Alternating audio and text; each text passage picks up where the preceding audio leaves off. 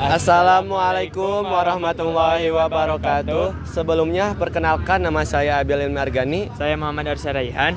Kami dari kelas 10 pemasaran 2 akan mewawancarai sebuah asal mula daerah Cipayung kepada Kepala Desa Cipayung Bapak Nanang pada tanggal 2 September 2025.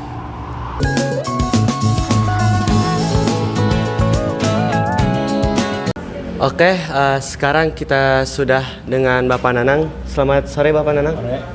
Izin mewawancarai. Boleh, silakan. Langsung saja ya Pak ya. Ya, pertanyaan yang pertama, bagaimana perekonomian daerah ini dari dulu hingga kini?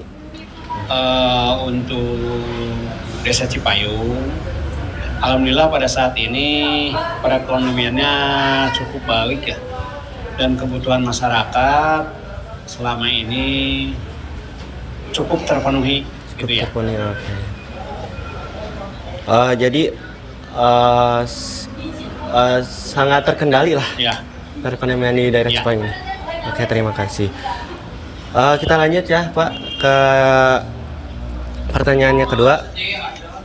Pertanyaannya yaitu awal mula daerah ini dinamakan daerah Cipayung karena apa itu Pak? awal mula nama Desa Cipayung, C-nya itu namanya air ya, Air, ya. atau sungai Payung. Artinya pelindung.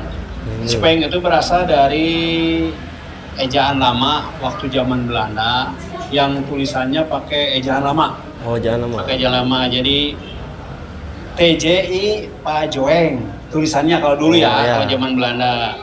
Dahulu ada sungai yang meluap. Pada saat hujan dan banyak warga menonton, luapan itu masyarakat melihat sambil membawa payung, sehingga menjadi ciri khas di wilayah itu dikenal sebagai wilayah Cipayung. Jadi waktu zaman kolonial lah ya. Namanya. Karena desa ini berdiri pada tahun 1920 dan kepala desa pertamanya itu orang Belanda. Orang Belanda. Namanya Kolomben. Kolomben. Namanya. Jadi udah dari masa penjajahan. Ya, dari zaman Belanda ini udah ada. Udah ada. Oke. Desa Cipayung sudah ada sejak tahun 1920. Kepala desa pertamanya namanya Kolomben. Oh, baru tahu saya Pak. Alhamdulillah punya ilmu. Ada sejarahnya itu. Kepala desa pertamanya orang Belanda. Oh ya. Oke, terima kasih Pak untuk pertanyaan yang kedua. Kita lanjut ke pertanyaan ketiga. Kan kita jurusan pemasarannya Pak ya. Kita akan menanyakan situasi perdagangan di daerah ini Pak. Bagaimana? Untuk Desa Cipayung, karena di kita kan banyak pedagang-pedagang yang dari luar juga, yang wilayah setempat juga ada. Tapi untuk sementara ini, mudah-mudahan sampai ke depan juga, perdagangan ekonomi di Desa Cipayung itu cukup baik lah, cukup baik, dan harganya juga tidak melebihi standar harga perekonomian yang dikeluarkan oleh pemerintah. Itu. Jadi cukup ya? Cukup terkenali juga ya Pak Ya. perdagangan di sini. Karena di sini kebutuhan pokok masyarakat apapun yang mereka mau ada di Cipayung itu. Alhamdulillah Ada. ya, Pak ya. Karena di kita banyak yang jualan. Yang jualan banyak, orang kita juga banyak yang jualan. Di samping orang luar juga banyak yang jualan di sini. Ada orang-orang daerah luar yang jualan di sini banyak. Jadi memanfaatkan tempat ini untuk Ya. berjualan. Terima kasih Pak Sama-sama. atas jawabannya. Oke, terima kasih. Assalamualaikum warahmatullahi wabarakatuh. Sebelumnya izin memperkenalkan diri, nama saya Mutia Ramadhani. Saya Siti Nurhanisya, kita dari 10 Pemasaran 2. Akan mewawancari pedagang yang ada di Cipayung Wetan pada tanggal 2 September tahun 2025. Selamat sore Bapak, sebelumnya izin memperkenalkan namanya. Namanya Ajat Sudrajat. Langsung aja ke pertanyaannya. Pertanyaan pertama, yaitu bisa ceritain awal mula dagang di sini, Kak? Awal mula jualan di sini ya pertama jadi karyawan, ngumpulin modal, nyari lokasi.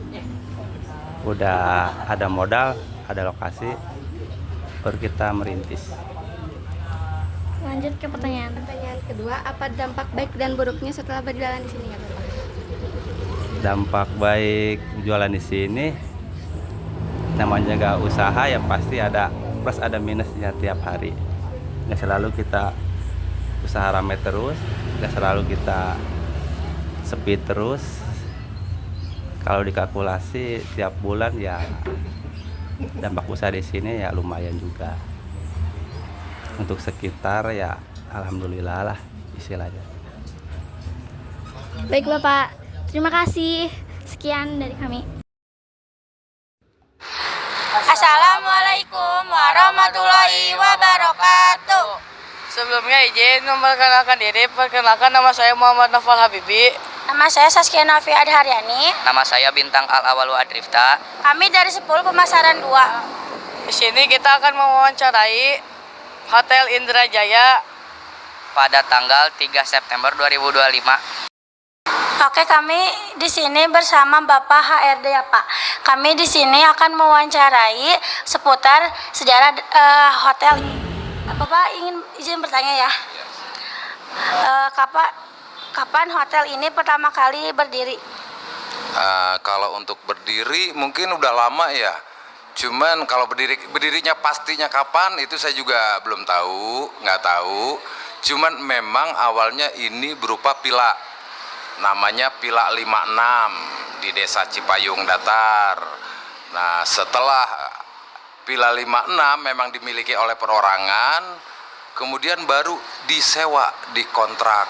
Yang waktu itu pertama kali mengontrak adalah PT Ayuda Group sampai sekarang gitu. Jadi awalnya saya juga kurang tahu karena memang ini villa milik keluarga, baru beralih menjadi hotel setelah dikontrak oleh pihak ketiga gitu. Pertanyaan kedua, bagaimana perkembangan hotel ini dari awal hingga sekarang? Alhamdulillah karena memang dari dulu cukup bagus untuk industri perhotelan ya, untuk jasa di seputar puncak memang bagus. Karena Hotel Indrajaya ini lebih ke lebih untuk kegiatan pemerintahan, institusi. Nah, jadi untuk private-nya juga memang sedikit kurang karena kita lebih ke grup baik pemerintah maupun swasta gitu. Dan sebelum tahun-tahun sebelumnya itu bagus gitu sampai saat ini. Pertanyaan ketiga, apakah pernah ada tokoh terkenal atau tamu penting yang menginap di hotel ini? Karena memang ini dulunya grup, jadi kebanyakan ya dari kementerian juga ada, dari kemudian seperti anggota-anggota dewan. Contohnya aja ya, contohnya kayak yang anggota dewan dari Golkar, Pak Erlangga Hartarto pernah di sini, kemudian anggota dewan Bapak Wawan Haikal yang sekarang jadi DPRD Kabupaten Bogor pernah